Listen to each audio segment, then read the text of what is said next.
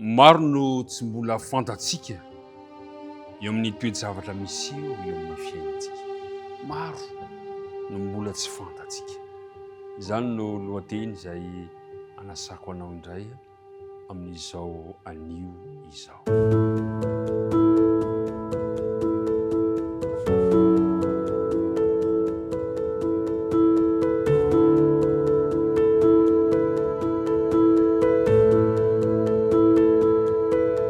Alatsinainy fahafolo ny volana febroary, miarabanao sy ny ankohonanao. Ampifaliana indray no iaonako aminao amin'ity andro vaovao ity, ary ny fiadanan'ny tompo any ho aminao isan'andro isan'andro. Ka raha andinika izao ten'Andriamanitra izao sika, dia eo amintsika hatrany any izany fiadanan'ny tompo izany. Andeha hiaraka hivavaka sika. Rainay eo izay any an-danitra, ho amasinina ny anaranao, ho tonga ny fanjakanao ary atao any ny sitraponao ity an-tany tahaka ny an-danitra. Misaotra anao indray izahay fa tafahoana soamantsara amin'ny lalazao fandarana izao, noho ny fitantananao, noho ny fiarovanao izany. Mahatsapa aniva izay ny tsy fahatanteranay, ko mangataka famelan-keloka, mangataka fanadiovana izay. Aoka mba ho vita fihavanana aminao izay raha andinika ny teninao. Nara Jesosy no angatana ny vavaka. Amen.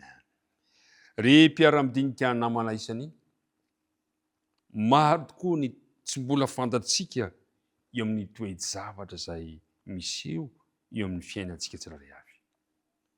Atem-piantohana nefa dia resahana amintsika fa ho resy ny fitiavana ny faharatsiana amin'ny farany tantara.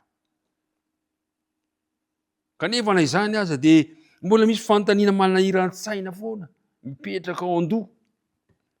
Ahoana no ahafahantsika misaina sy miresaka mikasika ny olona faratsiana? Ary ahoana no ahafahantsika mahazo fampahirizana ao ambadika ny toe-javatra ireny? Ny tantarana lehilahin'Andriamanitra anankiray no andeha ho resahantsika. Tantara malaza fantatry ny rehetra. Dia tsy iza zany fa i Joba. Joba lehilahy lazain'ny soratra masina fa hoe lehilahy marina zany lehilahy izany. Any amin'ny Joba toko voalohany. Lehilahy nanan-karena zany lehilahy zany. Lehilahy manana ny maizy azy zany lehilahy zany. Kanefa tao anaty fotoana fohy dia trapa-aoriana izy. Ory Joba teo amin'ny tantara. Fantatsika ny tantara. Ary nametra-panontaniana maro ny antony faharatsiana sy ny fijaliana izay nianjady taminy izy. Na teny mihitsy aza moa Joba manao hoe Andriamanitra nanome, Andriamanitra ny malaisotra. Satria tsy fantatra Joba inona ny antony izao faharatsiana izao ka nahatonga azy hiteniteny foana tahaka izany. Ary nisy teny aza mbola nomeny Joba ihany koa. Moa ny soa ihany va no azontsika amin'Andriamanitra fa tsy ny ratsy koa. Satria tsy fantany inona ny ao ambadiky ny tantara. Ka dia nangataka Joba hifandahatra amin'Andriamanitra, hitady valiny. Satria tsy fantany inona ny ao ambadiky izao toe-javatra mitranga izao. Indray koa eo amin'ny toeran'ny Joba ny misy antsika manontany fa nahoana Andriamanitra? Fa maninona kay fa inona ny antony? Namaly Andriamanitra ary somary manaitra ny valitenin'Andriamanitra teo amin'ny fotoana izay nitenenan'Andriamanitra tamin'ny Joba.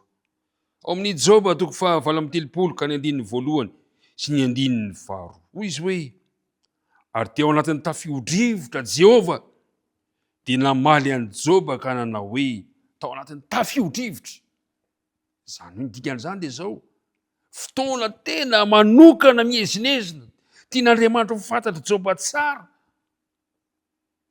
Inona ny antony? Dia izao no fanontaniana napetraka Andriamanitra.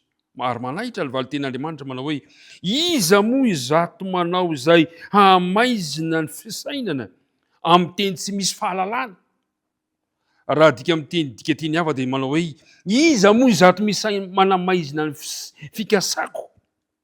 Iza moa izato manamaizina ny fikasako ka miresaka momba zavatra tsy fantany akory? Dia teny amin'ny Joba Andriamanitra manao hoe, Joba,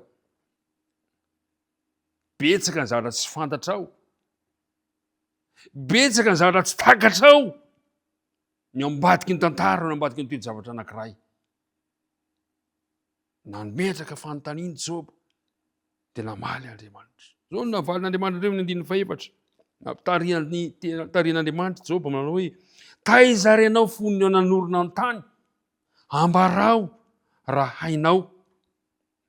Taiza ianao fony eo nanorona ny tany. Tsy manan-kavaly Joba, manoloana izany toejavatra izany. Tian'Andriamanitra ho lazainy, Joba, ry olombelona, ry mpiara-midinika amiko, maro ny tsy fantatsika eo amin'ny toejavatra misy eo amin'ny fiainantsika. Dia zao no zavatra nitranga amin'ny Joba 2:7. Joba 2:7 ka ny 9:1. Zao no voalaza. Joba 2:7 ka ny 9:1. Andeha atombotsika eo amin'ny 9:1 sy 2 ary 7 zany. Ary Joba namaly an' Jehovah ka nanao hoe fantatro fa hainao avokoa ny zavatra rehetra, ary tsy azo ferana ny fisainanao. Izy no mahatakona ny fisainanao amin'ny tsy fahalalana, koa dia nilaza zay tsy fantatro aho. Dia zava-mahagaga loatra amiko zay tsy takatra iny saiko. Niaiky Joba. Raha ny teny izy manao hoe moa ny soa ihany va no azoko amin'Andriamanitra fa tsy ny ratsy koa. Andriamanitra nanome izy manaisitra. Dia niaiky Joba. Ozy hoe koa dia nilaza zay tsy fantatro aho. Toa miteniteny foana aho. Fa zavatra nisy zany dia zao.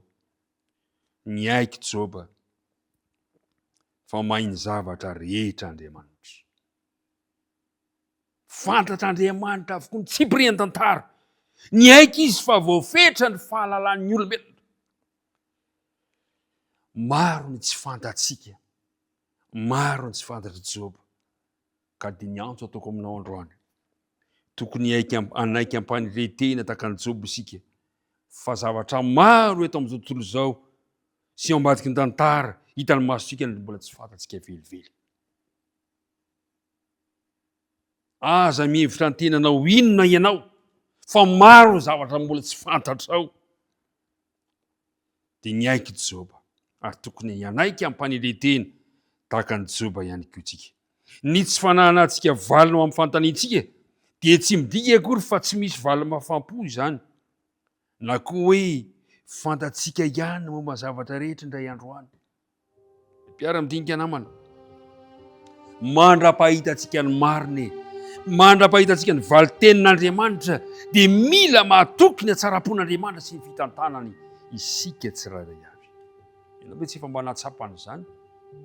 Tsy efa mba nahalala an'izany ve ianao? Tsy efa resy lahatra ve ianao mpiara-midinika amiko io? Fa na dia eo aza mety faharatsiana, na dia eo aza mety fahoriana zay mianjady amintsika tsirairay avy, dia azontsika tsapahitanana mandrakariva ihany kosa ny fahatsaran'Andriamanitra sy ny fitiavany. Ary zay no antsoina antsika androany. Aoka tsy ny faharatsiana no hitambesatra amin'ny fijerentsika, fa ndia kosa ny fahatsaran'Andriamanitra. Ilay Andriamanitra mahafantatra ny zavatra rehetrarehetra. Aoka tsika anaiky fa voafetra ny fahalalantsika, fa ilay Andriamanitra mahafantatra ny zavatra rehetra, ao izy no ametrahantsika ny zavatra izay tanterahantsika indray. Ainao avokoa ny zavatra rehetra ary tsy azo ferana ny fisainanao. Hombanao indray ny Andriamanitra androany, hitantana ny fiainanao izy, ka na inona ataonao dia tsy voafetra ny fisainan'Andriamanitra izay ahasoa antsika tsirairay avy. Dia samy mahery hombanao Andriamanitra ary dia manasanao indray ho amin'ny ampitso hiaraka hivavaka isika. Andriamanitra rainay any an-danitro, kanto loatra ny teninao, satria nampafantarinao anay ny momba anay olombelona voafetra ihany. Indraindray toa mijiry ny hitana maso fotsiny izahay ka toa miteniteny foana indraindray, ary indraindray aza atao tady hanery anao hamaly ny antony zavatra rehetra. Andriamanitra, ianao ilay mahafantatra, ianao ilay mahalala ny fahalalana rehetra, ianao mahafantatra ny momba anay, ianao no andeha hinonay androany, ampitomboy ary ny finonay. Dia apetraka ampelantananao ny tontolo andronay androany, aza mafoina masaraka anay ianao aoko tsy sapany mandrakariva fa eony ianao noho ny amin'ny anara jesosy nangatana izany vavaka izany amen.